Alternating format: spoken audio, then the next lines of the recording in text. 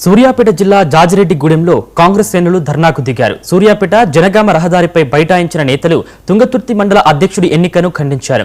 గత ఎన్నికల్లో కాంగ్రెస్ పార్టీ ఓటమి కోసం పనిచేసిన వ్యక్తికి పదవి ఇవ్వడం ఏంటని ప్రశ్నించారు.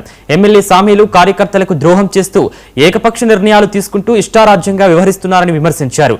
ఏకపక్ష నిర్ణయాలు ఇలానే కొనసాగితే గాంధీ భవన్ కు వెళ్తామని హెచ్చరించారు. కాంగ్రెస్ శ్రేణుల ధర్నాకు దిగడంతో భారీగా ట్రాఫిక్ జామ్ ఏర్పడింది.